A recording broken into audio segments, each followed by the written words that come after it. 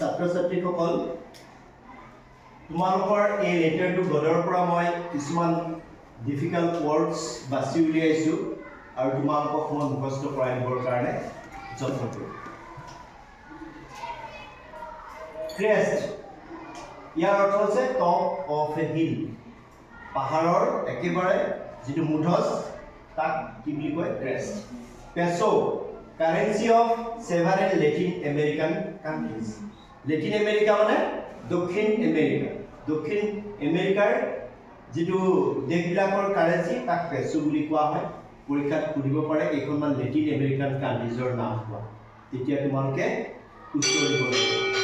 ক'ব পাৰিবানে দুখনমান দেশৰ নাম লেটিন আমেৰিকান কান্ট্ৰিজ? কোৱাচোন দিল্লী কোৱা।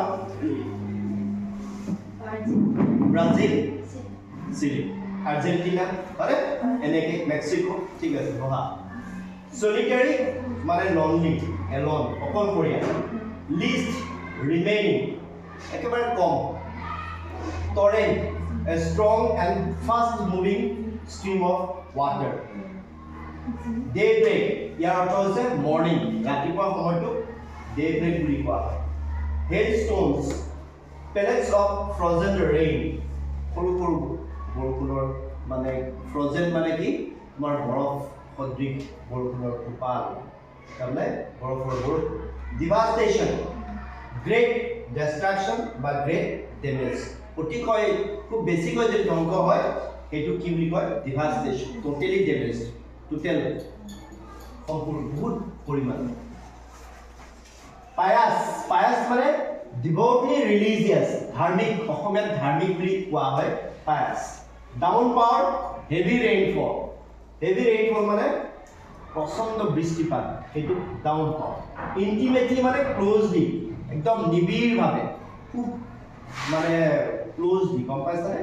খুব নিবিড়ভাৱে। ছাপাৰ ডিনাৰ, ৰাতিৰ বা সন্ধিয়াৰ ভাত সাজক কি বুলি কোৱা হয়? ছাপাৰ বুলি কোৱা হয়। চেণ্ট, চেণ্ট মানে ডেচিমেল কাৰেন্সি ইউনিট। কিছুমান দেশৰ, ইউৰোপীয়ান দেশৰ সৰু সৰু পইচাবিলাকক চেণ্ট বুলি কোৱা হয়। ৰিজেম্বল মানে একে নিচিনা, চিমিলাৰ, লুক এলাইক, একে নিচিনা। লোকাষ্ট, লোকাষ্ট মানে এলাৰ্জ, বহুত পৰিমাণৰ, সেইটোক লোকাষ্ট বুলি কোৱা হয়। কনচাইন্স মানে অসমীয়াত কোৱা হয় বিবেক, যিটো কোৱা হয় moral sense of right and wrong. আমাৰ বিবেক মানে কি ভাল বেয়া যিটো আমি জাষ্টিফাই কৰিব পাৰোঁ সেইটোক আমি কনচাইন্স বুলি কওঁ। মেইল, মেইল মানে চিঠি, চেণ্ডিং লেটাৰ্ছ এণ্ড পেকেজেছ। মেইলত মানে কি মানুহজনে নিজে নাযায়, মেছেজটো বা বস্তুখিনি এঠাইৰ পৰা আন ঠাইলৈকে পঠাব পাৰে, মেইল বুলি কোৱা হয়। তাৰপিছত চোৱা চ' মানে সিঁচা, অসমীয়াত ধান সিঁচা, শস্য সিঁচা, সেইটো চ' বুলি কয়। To scatter seeds in or on the ground, মাটিত যিটো শস্য সিঁচে খেতি কৰিবৰ কাৰণে, সেইটো চ' বুলি কোৱা হয়। এমিয়েবল মানে friendly and pleasant.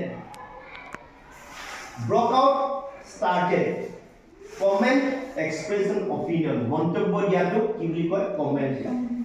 correspondence communication মানে গম পাইছা না? correspondence কৰা, communication, সেইটো correspondence। evident মানে clear, পৰিষ্কাৰ, পৰিষ্কাৰ, একদম ভালকৈ জনা, সেইটো evident বুলি কোৱা হয়। contentment মানে সন্তুষ্টি, satisfaction।